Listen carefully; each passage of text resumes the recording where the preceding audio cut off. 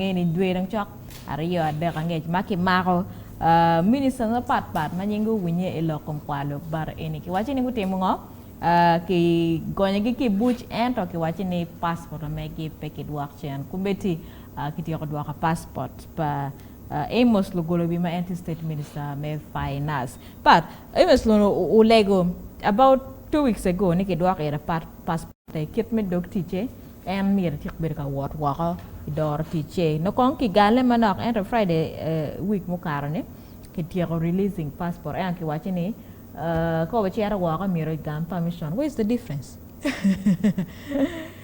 Niketi war miro wachi oh ati era France karo emba mi Acel le mor makati yukwere mano po yomeya ni his passport has been returned indefinitely. Yes. Telo ko pe don ki gamu pe dak no ki biluono dwak chene kot. Ya yang ka kimi suspension ma kwachi indefinite suspension. Ay. Me onda gikki pa konni igang kwan arone. Donc ka kimi passport yo indefinitely.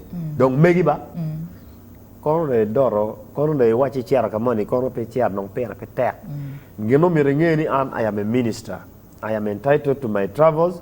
I am entitled mi chiara kama mi rawari ye. Donc ini tika penyani mi rabina wachi kono gena ngo ka pe ki chawa ko. It is as simple as wachi ni pa wachi PM wiyo willo. It came on a short notice. Ibiti mo ngo.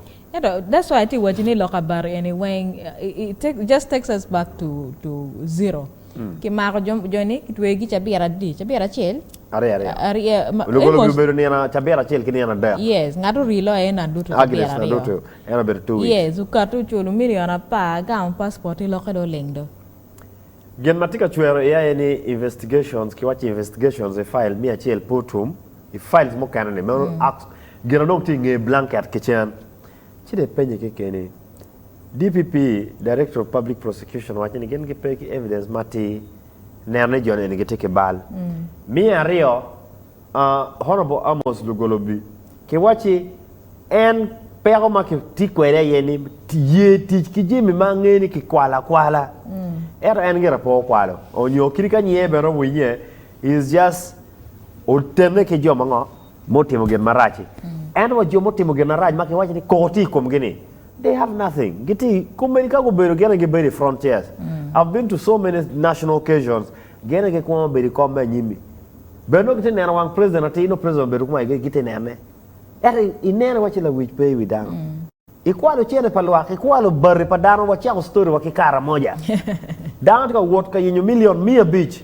Michero ka konyo kara moja. Eno ini kwalo bari. Ali wa para rio. Mumiro kiti eni yirlo chan eno ni. And you're not even bothered. It's business as usual. Kadongti business as usual. Ngaro miro ket kuona tuwal kamarak ni PM Furiti kok te kara moja. But don't you think ni lakabar ni ubuling dong kumana? Awachi pidong ni bano budugu nyo ubuling do lingo. Kita tamo kwede do lingo. You got mi Acel jomati yene weng jomadong. Kano gwak LARUBI giti ye olokong kraw mako ge do oloko to ibuj olokong mo chero beru dwe mo Acel mo chiwa dugu bana gang ento kimunyi gina court wajo ni according to status paladit eni makimiyo passport ni kinerne he has chiek bena tima chungpi pa jo apegi luo ba go wachi twaka chere kwa lugeni bed dwe di mo ni duga ya meta merekilon mir ko kinong yo mo mapat ne punishing chamchana da dai ni pa eba lok mapat pe Natanyiyo mwenye chamchana first step ka ininyiyo mwenye kaki investigating kinone da itiki pero yani chiare vuch serving pa mwaka big money pa Agnes na dutu ge kimego beti kitutu gene chiek tie nyorne according to anti-corruption court mate wajene kaki no adani ge bal erone mwaka manok magen grand beru ko vuch mwaka piera rio which is affordable which bet ko no ko konywa mi adek kagu dugu kama kiti yene ngore mo ekena nyiyo munye kum chamchana